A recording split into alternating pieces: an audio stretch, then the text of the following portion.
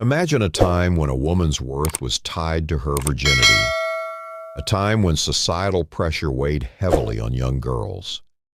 But what if this cultural expectation created an unexpected dilemma? What if, in the early 19th century, young women about to marry felt the need to lose their virginity before the wedding and chose a path that would change everything?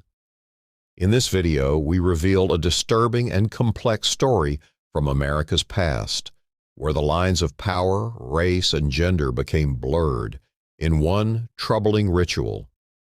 What lengths did white women go to in order to appear desirable to their future husbands, while keeping their family honor intact? And what was the role of enslaved black men in this hidden history? Stay with us as we explore these haunting truths and the deep legacy they left behind. Before we dive in, be sure to like, subscribe, and hit the bell icon for more videos like this. What if, in the early and middle 19th centuries, white adult girls were virgins before they were married? Even while society valued chastity, young men who married virgin girls experienced confusion as a result. The men would be taken aback on the wedding night when their newlywed wife revealed that they were virgins. This is because they believed that being a virgin prevented any boy from approaching them. That is, there was a problem with the virgins. However, white adult girls had come up with a way to prevent such a circumstance. They would sneak into the slave houses the night before their wedding and select a black male slave they had seen as children. This was done in order for the black male slave to get her ready for her one-day marriage. In the end, this benefited white females by creating the perception that they were attractive before getting married and that different young men were interested in them. But what were the black male slaves asked to do with the white virgin girls? Let's find out in this video. During the early 1800s, a woman's worth was closely linked to her chastity, especially in wealthy or upper-middle-class households. Virginity was considered the pinnacle of virtue and purity. A young woman's value was determined by society based on her capacity to maintain her purity until marriage, not on her intelligence, accomplishments, or character. The honor, social standing, and future aspirations of her family depended on her maintaining this image. In certain instances, females were forced to wear metal underwear in order to prevent them from performing prohibited behaviors. The idea that virginity was a moral asset has its origins in patriarchal systems. In order to secure advantageous marriages, which were frequently planned by the parents, a family needed a daughter who was known to be chaste. The girl had little control over who she chose to date in these kinds of partnerships. Marriage was a strategic connection of families of equal or desirable rank that would guarantee social and economic security rather than a sentimental endeavor. For young girls, this expectation was a huge load. They learned early on that their bodies should be protected and maintained for their future husbands, not for themselves. Girls were frequently brought up unaware of their own sexuality, trained to view their virginity as a gift to be given away on their wedding night, their bodies as objects to be subdued, and their urges as evil. However, what would happen if a future husband's personal aspirations and societal norms conflicted?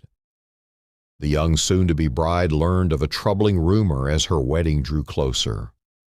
An affluent young man from a well-known family, her fiancé harbored doubts about virginity. The majority of young men weighed ladies based on their popularity and appeal to other men.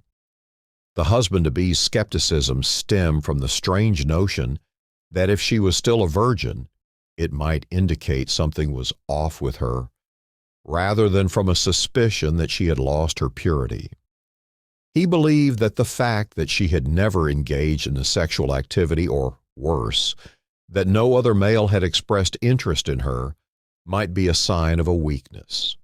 Although this view wasn't widespread, it did represent a developing strain among some male social groups during the 19th century. Men started to think that women who remained virgins until adulthood were unattractive or unwanted in some circles. They considered virginity not as a symbol of purity, but as an indication that the woman had never been sought after by other men, thus implying that she might be sexually uninteresting. Please remember to subscribe to our channel and like the video in order to help us create more videos for you.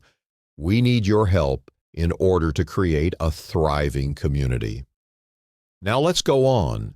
The bride's predicament is heartbreaking. On the one hand, she has always been under social pressure to maintain her virginity. She would be expected to be a virgin bride by her family and community, and not living up to that expectation would bring humiliation and dishonor. However, she is unsure because her future husband has expressed an implicit want for her to not be a virgin. She is aware that her virginity, which is highly regarded in society, could cause her marriage to suffer or possibly fail. The young woman is in a precarious situation since she is torn between these two opposing expectations. Before the wedding, she must figure out how to lose her virginity. Despite its unsettling appearance, the plantation holds the solution. Her family owned black slaves just like many other affluent homes of the era. These guys reside on the family's plantation where they are compelled to work and endure oppression. Even though the young woman grew up with these slaves in her home, they were always treated more like property than like human beings. A thought starts to take shape in the bride's mind as she struggles with her impossibly difficult situation.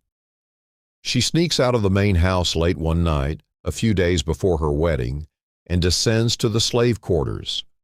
Her intentions are obvious. She would track down one of the male slaves and make him have sex with her. She thinks this will fix her issue. She will satisfy her fiancé's unspoken expectations by losing her virginity to a black man, all the while keeping her appearance of purity in the eyes of her family and the community. It is crucial to stress that this conduct was an exploitative exercise of power rather than a cooperative investigation. Despite knowing the risks of defying the master's daughter, the slave was unable to change the situation. He complied with her requests out of fear of punishment, possibly even death, rather than out of desire or mutual attraction. For the young woman, the interaction was initially solely practical. She saw it as a need and a way to get something done. She would probably be anxious and unsure of what to anticipate, so she would ask the slave to treat her gently. She was nervous and cautious because she had never had sex before and wasn't sure how her body would react. But as the interaction went on, something inside of her would change. The strict limitations that had been imposed on her all of her life, the expectations of society to suppress her urges, behave modest and appropriate, and maintain chastity, would start to crumble. She would feel emancipated in a manner she had never felt before in the seclusion of this encounter. The slave would first be cautious and kind since he had been trained to comply with his master's orders. However, the nature of the interaction changed as the young woman's wants grew stronger. The young woman would start to explore the whole spectrum of her sexual urges after becoming dissatisfied with simply engaging in sexual activity to get rid of her virginity. This one explosive moment would release the sexual tension that had been building inside her for years. Under normal circumstances, she would never dare talk of, much less attempt, the things that she would urge the slave to perform that would be deemed taboo or prohibited by the community in which she resided. The young woman broke barriers she never would have imagined in the shadows of the plantation quarters, away from the prying eyes of her family and society. She would stop being merely a passive recipient of sexual experience and start actively participating in the interaction. Years of restraint would feed her curiosity, leading her to investigate both exciting and terrifying facets of her sexuality. Although she may have felt liberated by the experience, it served as a clear reminder of the power disparity that existed. Despite being physically involved, the slave was helpless. His function was that of a body to be used, a tool to fulfill the young woman's needs, rather than that of a willing partner. The ease with which she was able to transcend these limitations illustrates the deeply embedded power dynamics of the era, in which white women, despite their own forms of oppression, continued to have enormous influence over the bodies and lives of black males. The young lady would go back to the main residence the morning after the encounter to get ready for the wedding. Everything would appear to be normal on the surface. She had succeeded.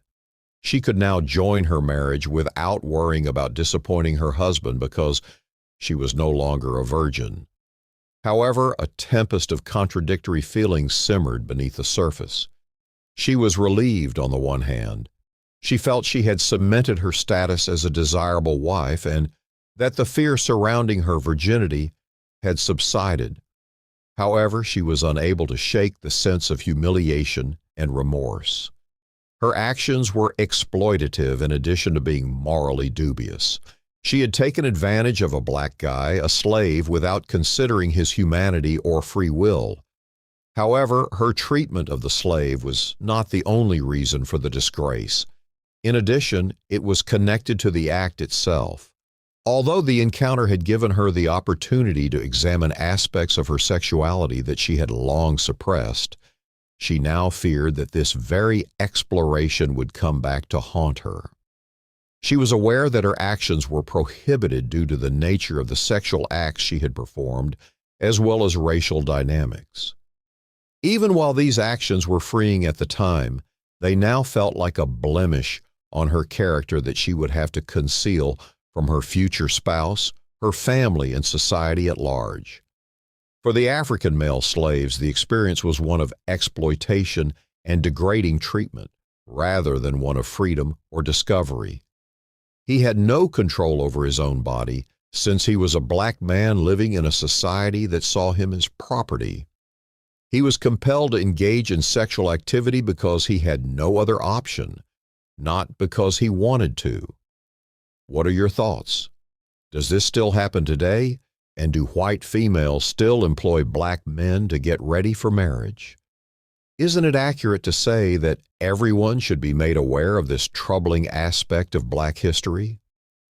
Please share your opinions about further ways that black male slaves were utilized for sexual purposes in the comment box directly below.